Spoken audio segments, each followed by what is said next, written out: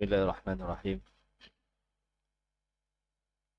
Assalamualaikum warahmatullahi wabarakatuh.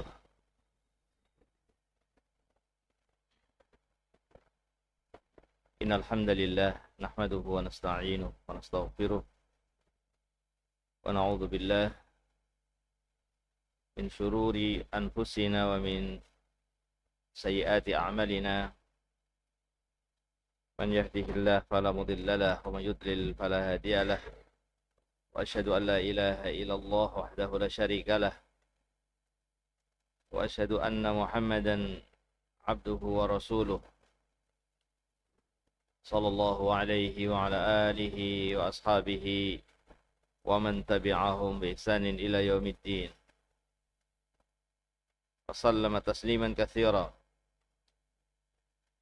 Allahumma anfa'na bima 'allamtana wa 'allimna ma yanfa'una wa zidna 'ilma.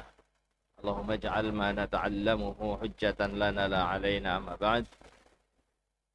Ma'asyiral muslimin wal muslimat rahimakumullah. Alhamdulillah, kita panjatkan ujian kita kepada Allah Subhanahu wa taala atas kebaikan yang tidak terhingga, atas taufik dan pertolongannya, atas nikmat-nikmatnya yang terus Allah limpahkan kepada hamba-hambanya. Dan pada malam hari ini Allah memberikan kebaikan yang sangat besar kepada kita semuanya, bisa berkumpul di majelis ilmu untuk bersama-sama kita memanfaatkan waktu antara maghrib hingga menjelang isya nanti insyaallah, untuk kita bersama-sama mempelajari agama Allah Subhanahu wa taala melalui kitab Al-Qaul As-Sadid fi Maqasidit Tauhid karya Al-Allamah Abdurrahman Ibn Nasir As-Sa'di rahimahullahu taala, salah seorang ulama yang wafat pada tahun 1376 Hijriyah. Fa nasallallahu subhanahu wa ta'ala an yarzuqana al-ikhlas. Kita memohon kepada Allah Subhanahu wa taala agar diberi kemudahan untuk bisa ikhlas duduknya kita, hadirnya kita niatkan semata-mata untuk mencari ridhonya Allah Subhanahu wa taala. Ya, karena yang kita harapkan adalah ibadah yang diterima oleh Allah Subhanahu wa taala. Bukan sekedar beribadah tanpa maksud agar ibadah itu diterima. Tapi kita beribadah dan kita berpikir, kita memikirkan bagaimana agar ibadah yang kita lakukan menjadi ibadah yang diterima. Oleh karena itu kita hendaknya ketika beribadah benar-benar kita luruskan niat kita semata-mata untuk mencari ridhonya Allah Subhanahu wa taala. Terlebih pada hari-hari ini kita masih pada 10 hari yang pertama di awal bulan Dzulhijjah. Maka hendaknya bukan sekedar kita memperbanyak ibadah, namun kita memikirkan bagaimana agar ibadah itu diterima oleh Allah Subhanahu wa taala. Apa yang harus kita lakukan agar ibadah yang kita jalankan menjadi ibadah yang diterima oleh Allah Subhanahu wa taala. Pada hari-hari yang amal soleh sangat dicintai oleh Allah Subhanahu wa taala, yang tidak ada hari yang amal soleh lebih dicintai oleh Allah Subhanahu wa taala dari amal soleh yang dilakukan pada 10 hari yang pertama di awal bulan Dzulhijjah ini. Terlebih pada hari Arafah, merupakan sebaik-baik hari dalam 1 tahun yang berada di hadapan kita. Bahkan kita sudah masuk ya malam hari ini pada hari yang ke-9 ya, Dzulhijjah. Dan tidak ada hari yang Allah membebaskan hambanya dari api neraka lebih banyak dari tanggal 9, dari hari Arafah. Hari Arafah ini hari yang luar biasa. Allah membebaskan hamba-hambanya dari neraka. Dan tidak ada yang Allah bebaskan lebih banyak daripada saat hari Arafah ini. Oleh karena itu kita berharap termasuk dari yang dibebaskan dari api neraka. Kita berdoa kepada Allah. Ini hari untuk berdoa. Khairu doa Arafah, Yaum Arafah. Sebaik-baik doa adalah doa pada hari Arafah. Ini bukan hanya untuk yang melakukan ibadah haji. bahkan untuk semuanya. Waktu yang mustajab. Hari Arafah adalah waktu yang mustajab untuk kita berdoa. Kita mohon kepada Allah agar termasuk dari hamba-hambanya yang diampuni dosa-dosanya, menjadi hamba-hamba yang dibebaskan dari api neraka. Begitu pula kita mendoakan orang tua kita agar termasuk dari hamba-hamba yang dibebaskan dari api neraka. Mungkin bisa dengan mengucapkan Allahumma a'tiq riqabana minan nar. Ya Allah, bebaskanlah hambamu ini dari api neraka. Allahumma a'tiq riqabana wa riqaba abaina wa ummahatina. Begitu pula bapak-bapak kami, ibu-ibu kami, bapak dan kakek dan seterusnya ke atas, ibu dan nenek dan seterusnya.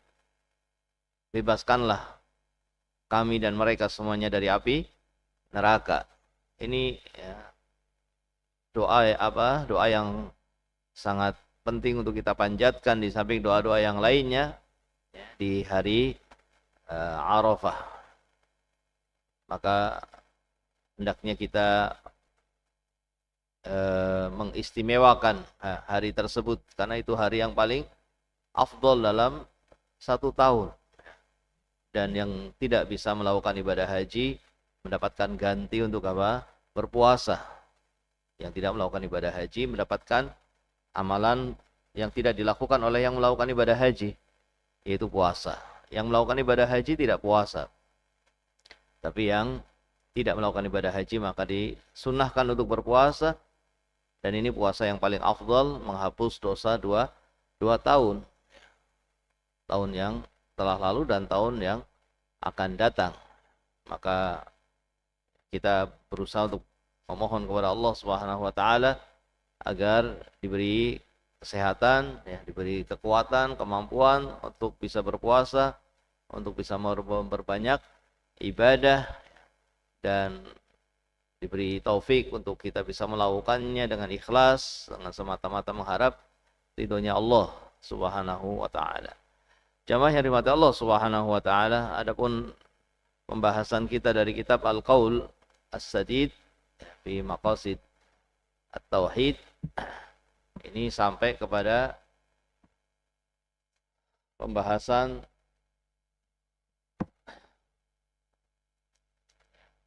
yang diberi judul oleh penulisnya Bab Maja'a fil Kuhan wa Nahwihim.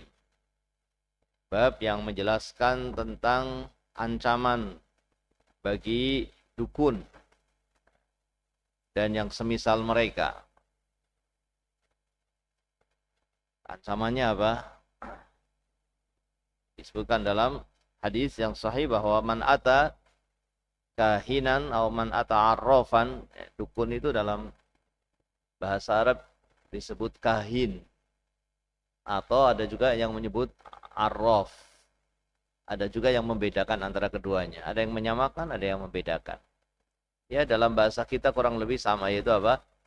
Dukun. Barang siapa yang mendatangi dukun, fasa'alahu an syai'in, kemudian dia bertanya kepada dukun tadi. Kenapa dia bertanya ya? Karena dukun itu mengaku mengetahui sesuatu yang akan terjadi. Ini dukun. Orang yang mengaku mengetahui apa yang akan terjadi, atau mengetahui sesuatu yang sedang terjadi yang itu tidak kelihatan. Mengetahui barang yang hilang. Ini dukun. Mengetahui apa yang sedang terjadi pada seseorang. Ini adalah dukun, meskipun kadang disebut dengan orang pintar atau bahkan disebut ustadz atau disebut kiai, karena ada mungkin saya pernah sampaikan, ada seorang yang pernah datang kepada saya, seorang wanita yang orang tuanya mengikuti satu kelompok aliran apa begitu. Dan guru atau pimpinan kelompok tersebut dianggap sebagai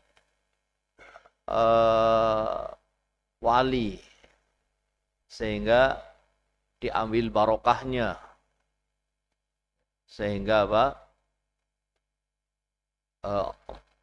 Orang-orang yang mengikuti kelompok ini membolehkan anaknya untuk dihubungi, untuk berhubungan badan dengan pimpinannya, untuk mendapatkan barokah. Ya, dan perempuan itu datang kepada saya dan dia menceritakan bahwa kalau dia sedang di rumah ditelepon sama pimpinan kelompok tadi. Dan anehnya ketika ditelepon ya, pimpinan kelompok tadi mengetahui dia sedang pakai baju apa, dia sedang duduk di mana, duduk sendirian, di mana duduknya, dia yang nelpon tahu. Ya ini yang namanya dukun ini. Tapi dianggapnya wali, dianggapnya ustadz, dianggapnya kiai. Padahal ini apa? Ini dukun. Yang mengaku mengetahui sesuatu yang akan terjadi, yang mengetahui apa yang sedang terjadi, padahal dia dalam jarak yang apa? Yang jauh. Kemudian mengaku bisa menemukan sesuatu yang hilang, keberadaannya di mana. Bahkan mungkin dia datang dan nebak. Kamu namanya Fulan. Kamu datang dari tempat ini. Dan ternyata benar semua. Ini dukun, ya, bukan orang yang punya kelebihan, ini dukun. Dia meminta bantuan apa? Bantuan jin, sehingga mengetahui sesuatu yang ada pada seseorang. Ya. Mungkin jin yang bersama orang tadi, karena setiap orang juga ada korin. Mungkin dia apa? Beribadah kepada korinnya tadi, sehingga korinnya memberitahu bahwa orang ini yang bersama dirinya namanya ini, lahirnya tanggal sekian, tempatnya begini, dahulu pernah begini diceritakan oleh jin tadi. Ini namanya dukun. Ancamannya keras. Barang siapa yang datang kepada dukun dan bertanya sesuatu kepadanya, lam tuqbal lahu salatu arba'in lailah atau arba'in yauman, kama qala sallallahu alaihi wasallam.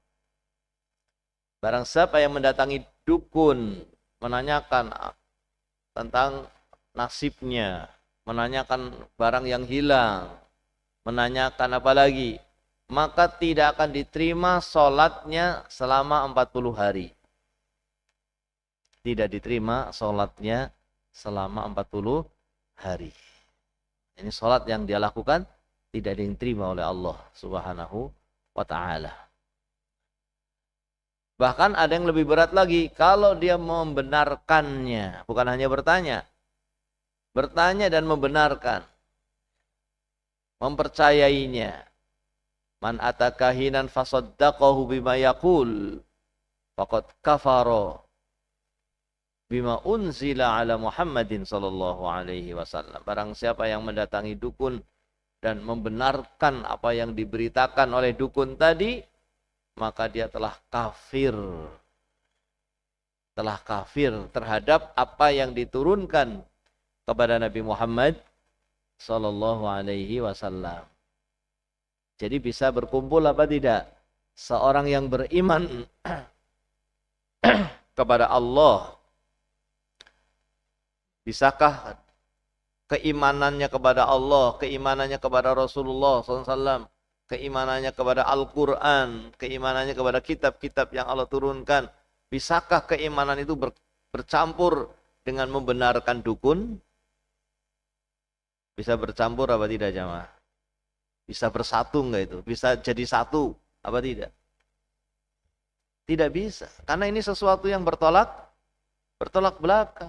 Kalau percaya dengan dukun, berarti kufur kepada Allah. Berarti kufur kepada Al-Quran. Berarti dia telah mengingkari Al-Quran.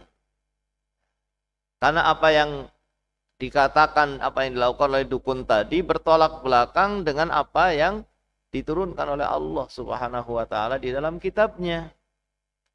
Maka barang siapa yang membenarkan dukun, maka dia telah kufur kepada apa yang diturunkan oleh Allah Subhanahu wa ta'ala kepada Al-Quran. Dan dia dikatakan kafir di sini. Jadi tidak bisa bercampur. Kalau mau beriman kepada Al-Quran, beriman kepada Allah dan Rasulnya, maka tidak boleh membenarkan dukun. Kalau membenarkan dukun, ya berarti tidak punya iman. Begitu. Ya, jemaah. Mudah-mudahan bisa dipahami ya. Termasuk perdukunan yang ada di tempat kita adalah ilmu perbintangan. Apa namanya itu? Yang di koran-koran, kadang di majalah. Ada orang beli koran bukan untuk dicari beritanya, cuma ngambil itunya, perbintangannya apa, nasibnya hari ini apa. Apa? Zodiak. Nah, itu perdukunan itu. Itu perdukunan. Bagian dari perdukunan yang tidak boleh seseorang membacanya. Tidak boleh membacanya, apalagi mempercayainya, bisa kafir terhadap apa yang diturunkan oleh Allah Subhanahu wa taala. Maka hendaknya ini difahami oleh kaum muslimin untuk tidak terjatuh kepada hal-hal yang seperti ini. Kalau yang mendatangi dukun dan mempercayainya kafir, kira-kira dukunnya kafir enggak? Kalau yang mendatangi dukun dan membenarkannya itu kafir, terus dukunnya kafir apa tidak? Ya sudah lebih jelas lebih kafir. Ya kan? Maka jangan sampai pengen jadi dukun, datang aja jangan, apalagi jadi dukunnya. Ini adalah hal yang bertentangan dengan keimanan, bertolak belakang dengan keimanan. Disebutkan dalam kitab ini, dalam keterangannya oleh Syekh Abdurrahman bin Nasir As-Sa'di rahimahullah, babu ma jaa fil kuhan wa nahwihim ay min kulli man yadda'i ilmal ghaib bi ayyi tariqin minat turuq. Bab ini menjelaskan tentang ancaman bagi orang yang mengaku-ngaku mengetahui yang ghaib dengan apapun caranya. Karena mereka pakai cara-cara yang berbeda-beda antara yang satu dengan yang lainnya. Ada yang pakai tangan, dibaca garis-garis tangannya barangkali. Ada yang mungkin pakai membuat garis di tanah. Mungkin pakai huruf-huruf tertentu. Huruf-huruf dibikin kotak-kotak, kemudian ada huruf alif, ba, ada huruf jim, dal, sebagainya. Itu semuanya untuk dalam rangka apa? Meramal. Apakah meramal sesuatu yang akan terjadi atau meramal sesuatu yang sedang terjadi. Yang dia ingin tahu di mana letaknya, di mana barangnya yang hilang, di mana orangnya yang hilang, dan seterusnya. Ya. Maka dengan apapun caranya, kalau mengaku mengetahui perkara yang gaib, maka itu adalah perdukunan. Wadzalika anna Allah Ta'ala huwal munfaridu bi'ilmil ghaib. Kenapa orang yang mengaku mengetahui yang gaib ini dikatakan kafir, dikatakan dukun, dan kemudian dihukumi kafir? Ya, karena dia telah mengaku mengetahui perkara yang gaib. Sementara Allah lah satu-satunya yang mengetahui perkara yang gaib. La ya'lamul ghaiba illallah. Tidak ada yang tahu perkara yang gaib kecuali hanya Allah Subhanahu wa taala. Jadi yang harus diyakini oleh kaum muslimin, oleh orang-orang yang beriman, dia harus meyakini hanya Allah satu-satunya yang mengetahui perkara yang gaib. Tidak ada selain Allah yang mengetahui perkara yang gaib. Ya. Ini harus difahami. Gaib di sini tentunya maksudnya adalah apa? Sesuatu yang tidak diketahui sama sekali, yang jauh di sana, yang akan terjadi, perkara yang Hanya Allah yang tahu tentang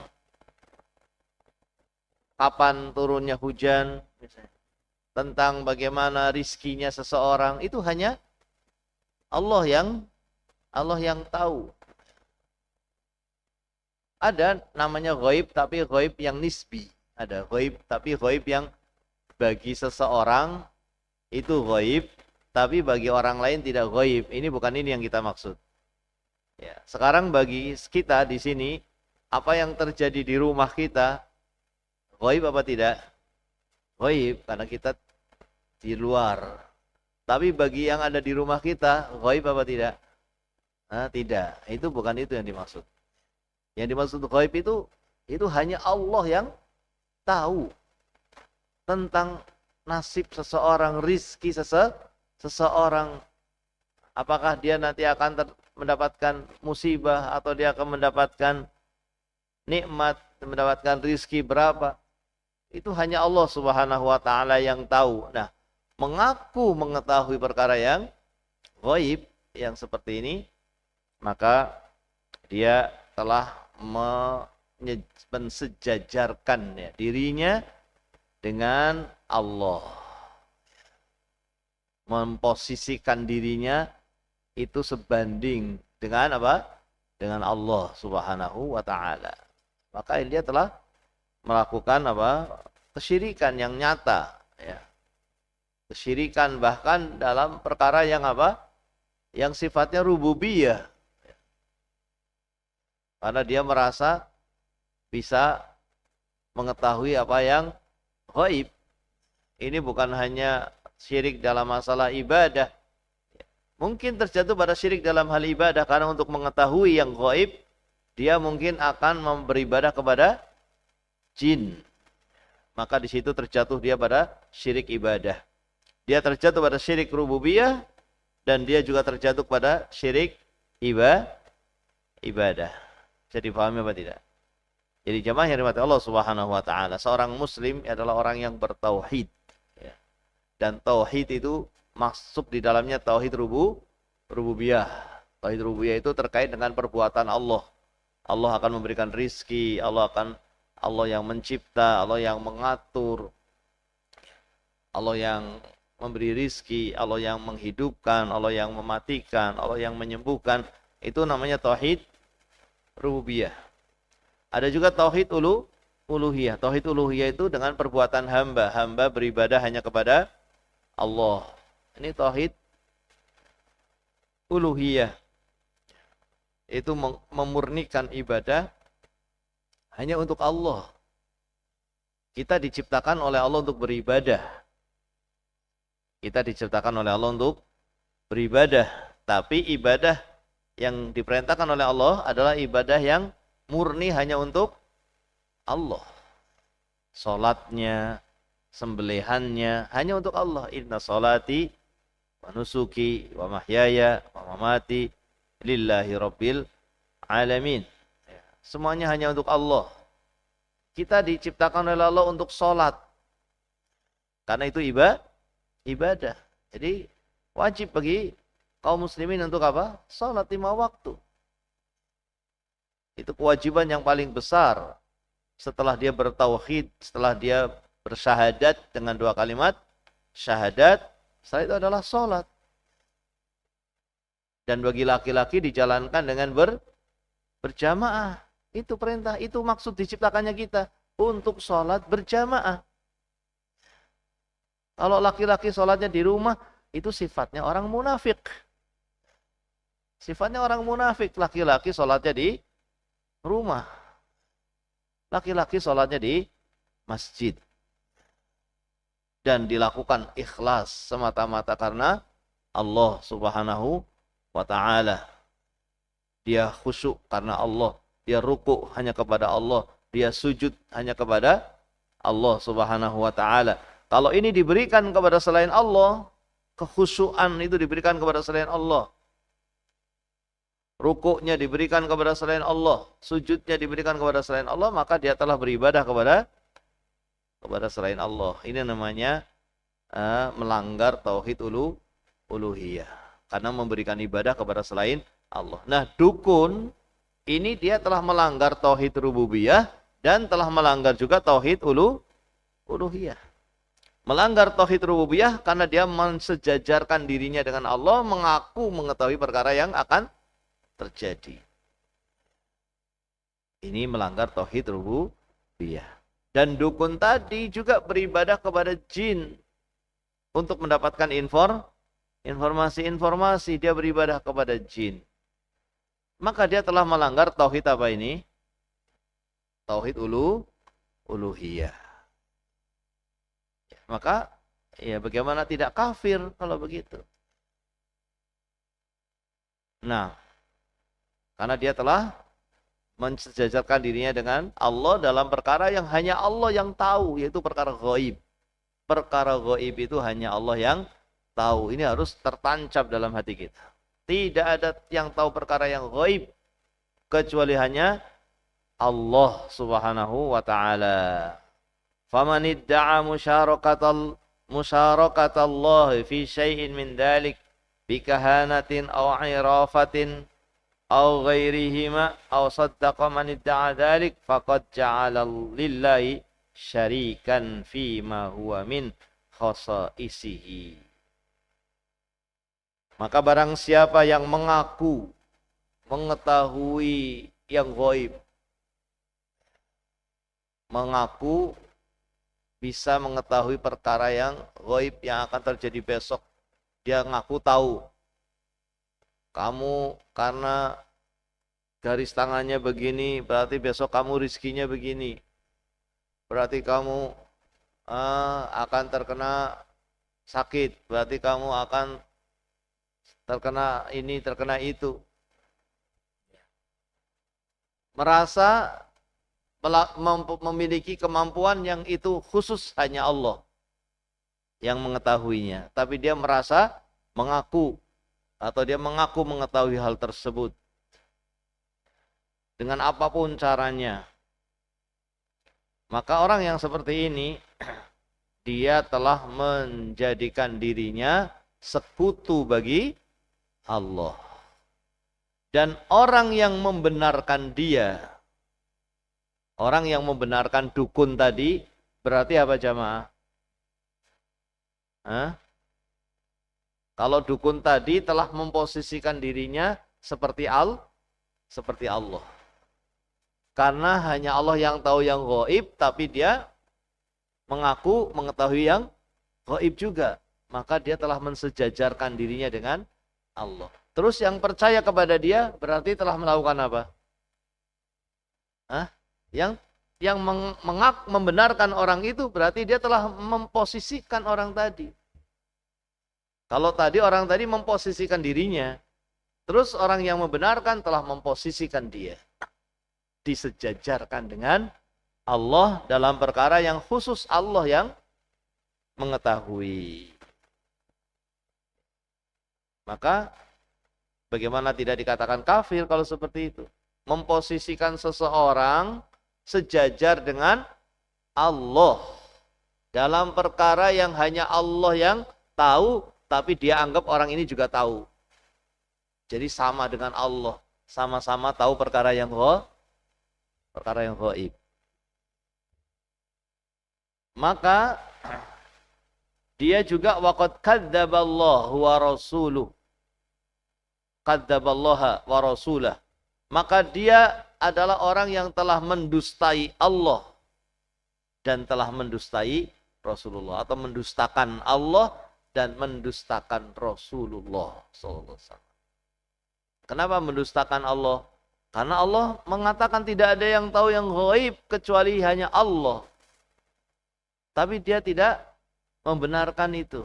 Karena dia mengaku dirinya tahu yang gaib. Ya.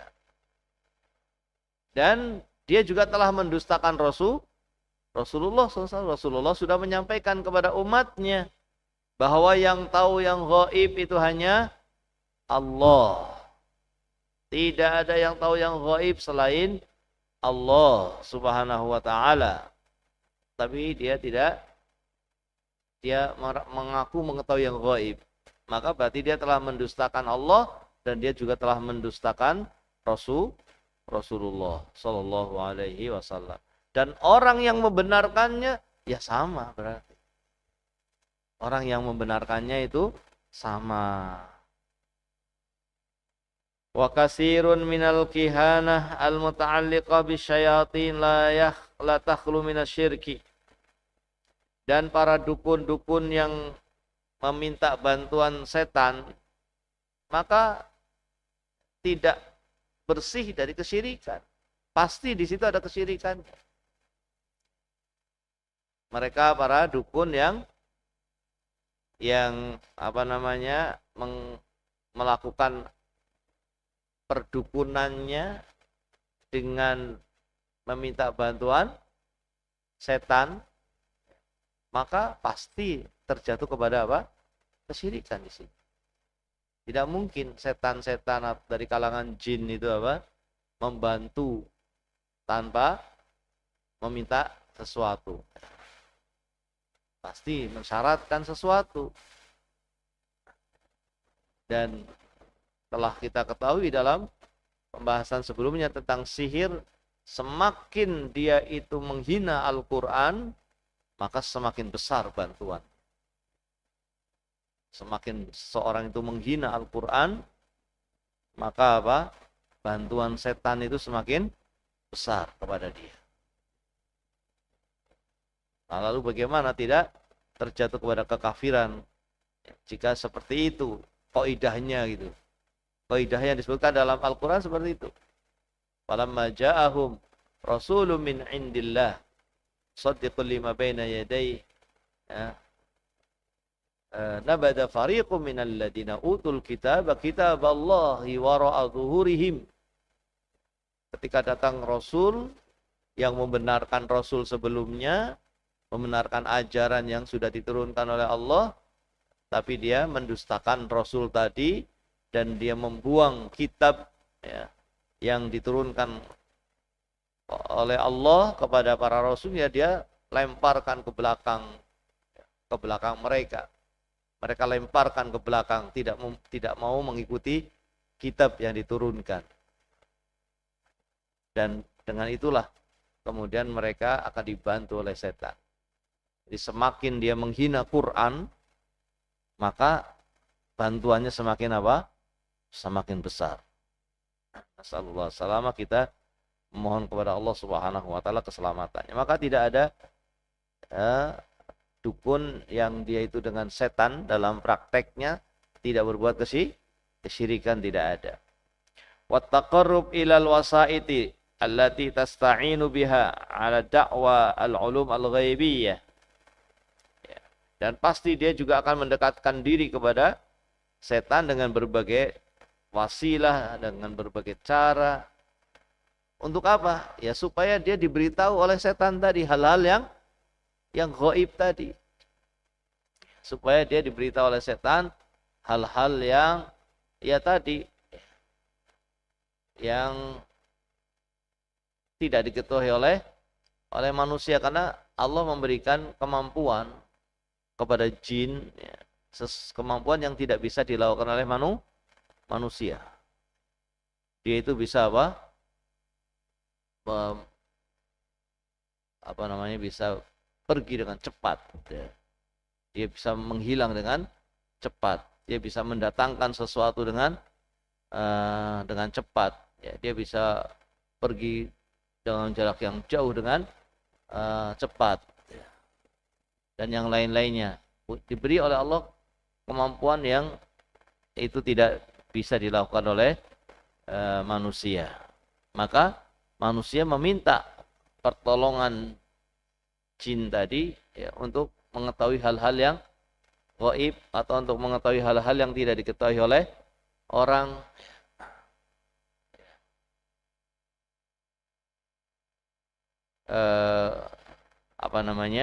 Dan untuk mendapatkan pertolongan tadi, maka dia akan mendekatkan dirinya, akan beribadah kepada jin-jin tersebut. Fahuwa syirkun min jihati da'wa musyarakatillah fi ilmihi alladhi ikhtassa bihi. Maka dia terjatuh kepada kesyirikan dari sisi ya mengaku mengetahui perkara yang gaib, dari sisi ini dia telah terjatuh kepada kesyirikan, dan ini syirik dalam hal rububiyah. Wa min jihati at-taqarrubi ila ghairillah. Begitu pula dari sisi beribadah kepada jin, dari sisi beribadah kepada setan. Maka ada dua kesyirikan yang terjatuh kepadanya para dukun, ya, yang terjatuh kepadanya para dukun.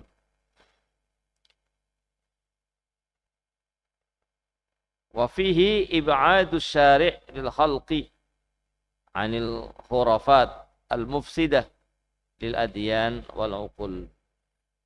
Maka dari sini kita tahu bahwa agama kita ya, itu tidak membenarkan. Agama kita menolak perdukunan. Agama kita menentang adanya perdukunan. Dan Nabi kita Muhammad SAW ketika diutus oleh Allah Subhanahu wa taala, di antara ajarannya adalah ini, untuk menghilangkan apa? Perdukunan. Nabi SAW mengatakan, barang siapa yang mendatangi dukun dan membenarkannya, maka dia telah kafir terhadap apa yang diturunkan kepada Nabi Muhammad SAW. Ini ajaran Islam, tidak membenarkan perdukunan, menentang perdukunan. Makanya di zaman jahiliyah ya, perdukunan ramai, bahkan setiap kampung, ya, setiap kampung itu punya kepala kampung, dan kepala kampungnya itu dukun.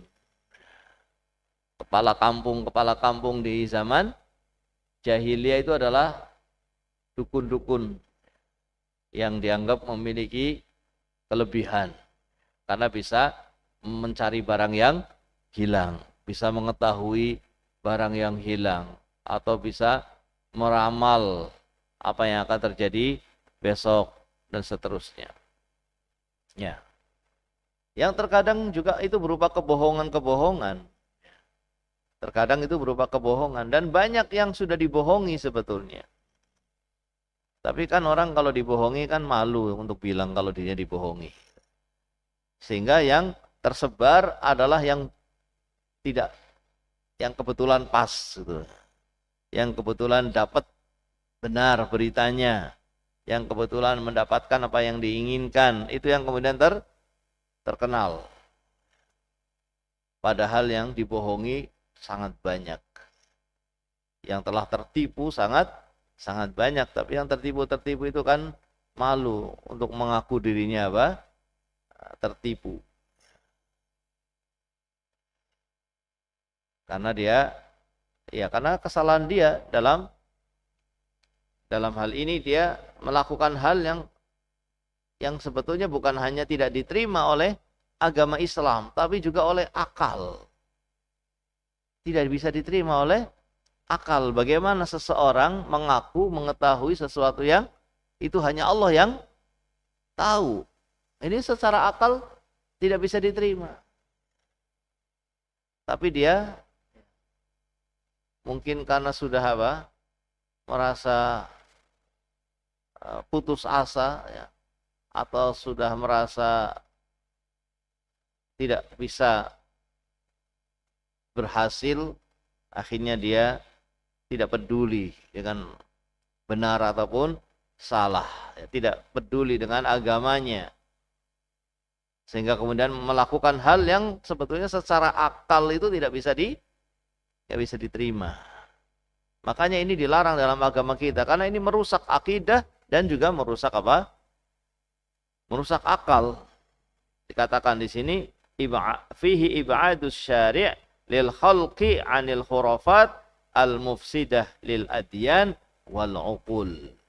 Bahwa agama Islam, agama yang diturunkan oleh Allah, itu agama yang menjauhkan manusia dari khurafat, menjauhkan manusia dari hal-hal yang bohong, khurafat yang tidak terjadi, yang sesuatu yang sebetulnya nggak ada, cerita-cerita setan ini, setan itu, ya kan? Apa namanya itu setan-setan itu? Apa lampir-lampir itu? Apalagi nama-nama setan itu kan khurafat. Tidak ada, itu hanya cerita bohong.